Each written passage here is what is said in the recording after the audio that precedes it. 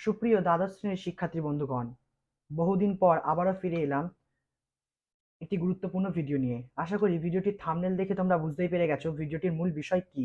তাই আর বেশি কথা না বাড়িয়ে তোমাদের সকলকে স্বাগত জানাই আমার এই ইউটিউব চ্যানেল ফিলোসফিক্যাল ওয়ার্ল্ডে। চলো ভিডিওটি শুরু করা যাক। ভিডিওটিতে মূলত 30টি গুরুত্বপূর্ণ বচন পরিবর্তন আলোচনা করা হবে। এই ধরনের বচন পরিবর্তন প্রায় প্রতি বছরই উচ্চ মাধ্যমিকে এসে থাকে। তাই এই টাইপের বচন পরিবর্তনগুলো যদি তোমরা ভালো করে প্র্যাকটিস করে যাও, তাহলে আশা করি তোমরা বচনে ফুল মার্কস ক্যারি করতে পারবে। কেবলমাত্র 30টি গুরুত্বপূর্ণ বচন পরিবর্তনই শুধু এই ভিডিওতে আলোচনা করা হবে না, তার সাথে সাথে আলোচনা করা হবে তোমরা কিভাবে পরীক্ষায় বচন পরিবর্তন সংক্রান্ত যে কোনো প্রশ্ন লিখে ফুল মার্কস তোমরা পাবে। বচন পরিবর্তন সংক্রান্ত যে কোনো প্রশ্ন আসলে তোমাদের কিছু স্টেপ ফলো করতে হবে। সেই স্টেপগুলো তোমরা যদি ঠিকমতো ফলো করে পরীক্ষার খাতায় সেই হিসাবে লিখে আসতে পারো, তাহলে তোমরা বচন পরিবর্তন সংক্রান্ত প্রশ্নে ফুল মার্কস তোমরা ক্যারি করতে পারবে। তো আর বেশি দেরি না করে চলো ভিডিওটি শুরু করি। সর্বপ্রথম তোমরা দেখে নাও বচন পরিবর্তন সংক্রান্ত কি ধরনের প্রশ্নগুলো পরীক্ষায় এসে থাকে। বচন পরিবর্তন সংক্রান্ত এই দু ধরনের প্রশ্ন প্রায়শই প্রতি বছর পরীক্ষায় এসে থাকে। তার প্রথমটা হলো নিম্নোক্ত বাক্যগুলিকে তর্কবিদ্যাসম্মত বচনের রূপান্তরিত করে গুণ ও পরিমাণ নির্ণয় করে দেখাও। আর দ্বিতীয়, নিচের বাক্যগুলিকে বচনে রূপান্তরিত করো এবং বচনগুলিতে কোন কোন পদ ব্যাপ্য বা অব্যাপ্য তা নির্দেশ করো। এবারে আমরা দেখে নেব এই প্রশ্নগুলিকে কিভাবে সমাধান করলে পরীক্ষায় আমরা ফুল মার্কস পেতে পারি। প্রথম প্রশ্নটা কিভাবে সমাধান করে তুমি ফুল মার্কস পাবে সেটা একটু দেখে নাও। প্রথম প্রশ্নটা দেখো, নিম্নোক্ত বাক্যগুলিকে তর্কবিদ্যাসম্মত বচনে রূপান্তরিত করে গুণ ও পরিমাণ নির্ণয় করে দেখাও। একটা উদাহরণ দেখো, মানুষ পূর্ণ নয়। এই ধরনের কোনো বাক্য তোমাদের পরীক্ষার প্রশ্নপত্রে দেওয়া থাকবে।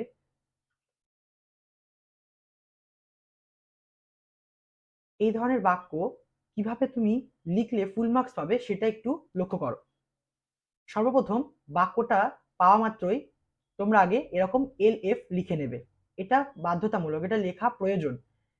এটা যদি তোমরা লিখতে ভুলে যাও কোনো কারণে, তাহলে কিন্তু পরীক্ষায় নাম্বার কেটে নেওয়ার চান্স আছে। তো এটা একটু ভালো করে লক্ষ্য রেখো। LF লেখার পর ডট দিয়ে আমরা কি করব, এই বাক্যটাকে বচনে রূপান্তর করব। তো যারা বচন পরিবর্তন করবে তারা তো নিশ্চয়ই জানো যে মানুষ পূর্ণ নয়, এটা একটা বচন মানে কনভার্ট করতে হবে। তো এটার বচনটা হয়ে যাবে কোনো মানুষ নয় পূর্ণ। এটা লেখার পর অবশ্যই ব্র্যাকেটের মধ্যে মেনশন করে দিতে হবে যে এটি কোন ধরনের বচন, এটা বচন, বচন, বচন না ও বচন। যেমনটা আমরা করে নিয়েছি এখানে দেখো বচন এটা। তো পাশে আমি ব্র্যাকেটে লিখেছি। এরপর প্রশ্ন অনুসারে গুণ আর পরিমাণ নির্ণয় করতে দিয়েছে। তো এখানে আমরা তার পাশেই গুণ আর পরিমাণ লিখব। যেহেতু বচন একটা নঙার্থক বচন, তাই এর গুণ হচ্ছে নঙার্থক। তোমরা জানো গুণ অনুসারে বচনকে দুটো ভাগে ভাগ করা হয়, আর পরিমাণ অনুসারেও বচনকে দুভাগে ভাগ করা হয়। গুণ অনুসারে বচনকে যে দুভাগে ভাগ করা হয় তার প্রথমটা হলো সদার্থক বচন আর দ্বিতীয়টা হচ্ছে নঙার্থক বচন। আর বচন হলো একটি নঙার্থক বচন, তাই গুণ হলো নঙার্থক। আর পরিমাণ অনুসারে বচনকে দুভাগে ভাগ করা হয়, একটি হচ্ছে সামান্য বচন আর একটি হচ্ছে বিশেষ বচন। তাই বচন হলো একটি সামান্য বচন। দ্বিতীয় প্রশ্নটা দেখো, নিচের বাক্যগুলিকে বচনে রূপান্তরিত করো এবং বচনগুলিতে কোন কোন পদ ব্যাপ্য বা অব্যাপ্য তা নির্দেশ করো। এই ধরনের প্রশ্ন আসলে সবার প্রথমে একইভাবে তোমরা LF লিখে নেবে। লিখে নেওয়ার পর এই বাক্যটাকে বচনে রূপান্তর করবে, যেটা আমি করেছি। দেখো, সকল বিজ্ঞানী হয় দার্শনিক, এটা একটা বচন।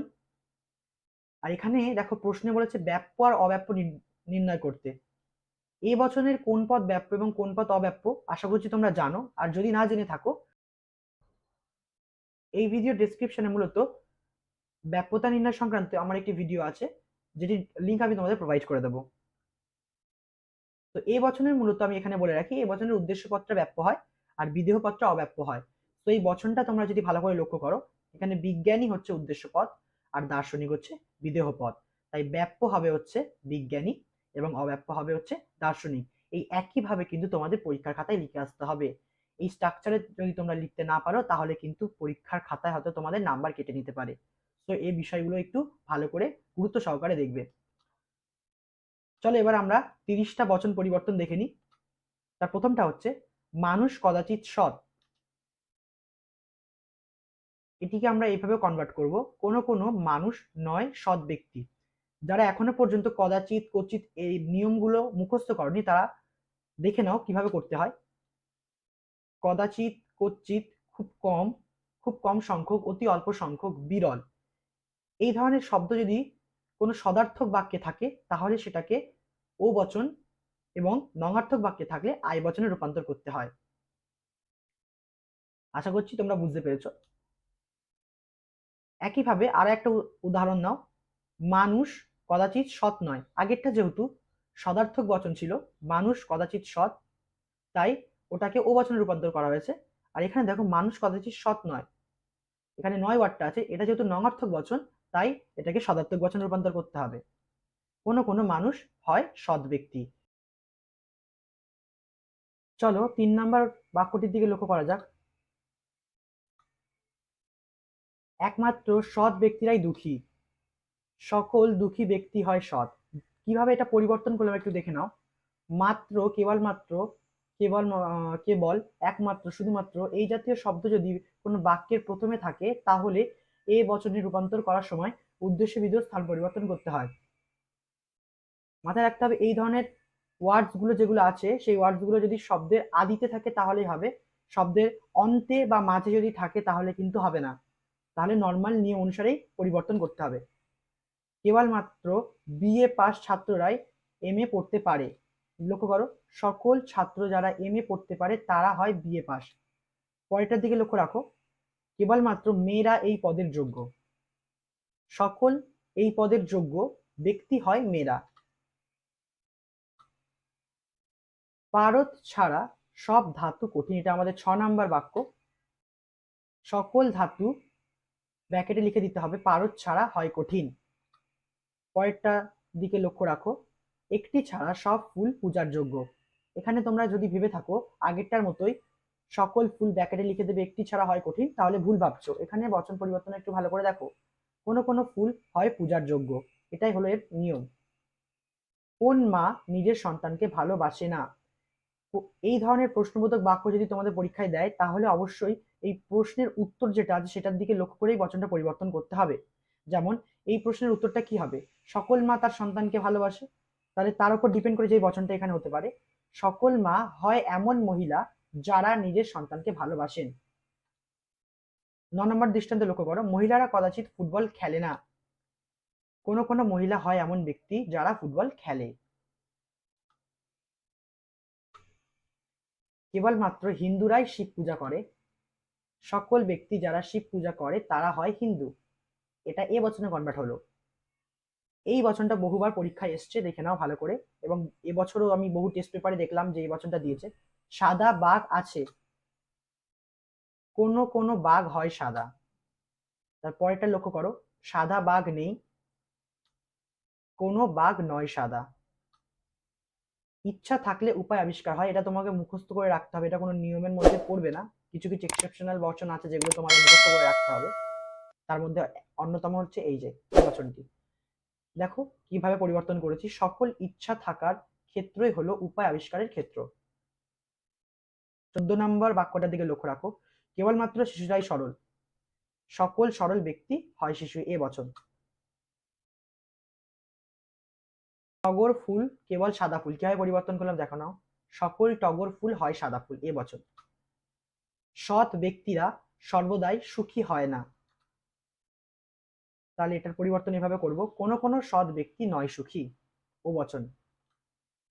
18 নম্বরটা দেখে নাও, বৃত্তাকার বর্গক্ষেত্র নেই, এটার আনসার হবে কোনো বর্গক্ষেত্র নয় বৃত্তাকার। তোমাদের আগে একটি ইনফরমেশন জানিয়ে রাখি, এই ভিডিওতে আলোচিত বচনগুলি একটি পিডিএফ এই ডেসক্রিপশনে দেওয়া থাকবে। এই নোটসটি পাসপোর্ট দ্বারা প্রোটেক্টেড, এই পাসপোর্টটি মূলত এই ভিডিওর মাঝে তোমাদের প্রোভাইড করে দেওয়া হবে।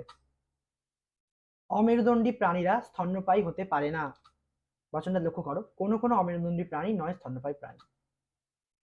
পরি নেই,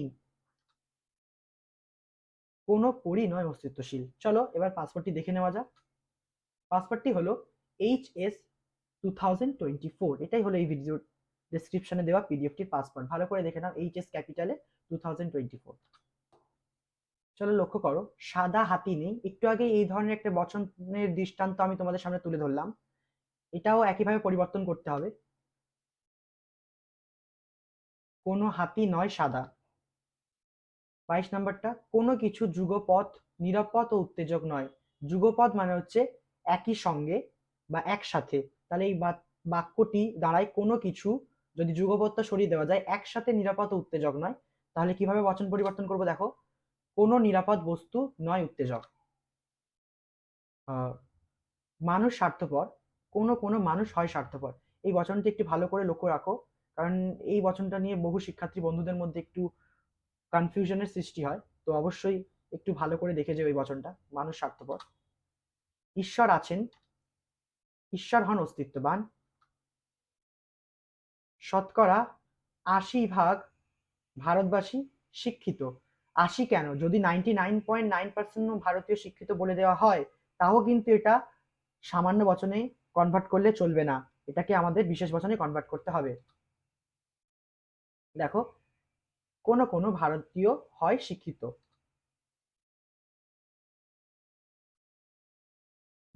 26 নম্বর বাক্যটির দিকে লক্ষ্য রাখো, মুষ্টিমেয় ব্যক্তি অন্যের ভালো চায় না। কোনো কোনো ব্যক্তি নয় এমন যারা অন্যের ভালো চায়। 27 নম্বর বাক্যটা, কেবলমাত্র শিশুরাই চকলেট পছন্দ করে। সকল ব্যক্তি যারা চকলেট পছন্দ করে তারা হয় শিশু। অবশ্যই কেবলমাত্র থাকলে উদ্দেশ্য বিধেয় স্থান পরিবর্তন করতে হয়েছে এবং এই বচনে রূপান্তর করতে হয়েছে, এটাই এখানে অ্যাপ্লাই করা হয়েছে। বাক্যটার দিকে 28 নম্বর বাক্যটার দিকে নজর রাখো, খুব কম সংখ্যক লোকই স্বার্থপর নয়। কোনো কোনো লোক হয় স্বার্থপর, আই বচন। 29 নম্বর বচন, যা চকচক করে তা সোনা নয়। কোনো কোনো চকচকে বস্তু নয় সোনা। এবং সর্বশেষ বচন আজকের এই ভিডিওর, সবাই সাধু নয় যারা গির্জায় যায়। এই বাক্যটা কিভাবে বচনে রূপান্তর করবে এটা তোমরা অবশ্যই কমেন্টসে জানিও। আর আজকে ভিডিওটি এখানে শেষ করলাম। এখনো পর্যন্ত যারা ভিডিওটির সাথে যুক্ত আছো তাদেরকে জানাই অসংখ্য ধন্যবাদ। ভিডিওটি যদি তোমাদের কোনো উপকারে লেগে থাকে, ভিডিওটিকে লাইক করে আমার চ্যানেলটিকে সাবস্ক্রাইব করে আমার পাশে থেকো। অবশ্যই ভিডিওটি তোমাদের ফ্রেন্ড সার্কেলে তোমার বন্ধুদের মধ্যে শেয়ার করো।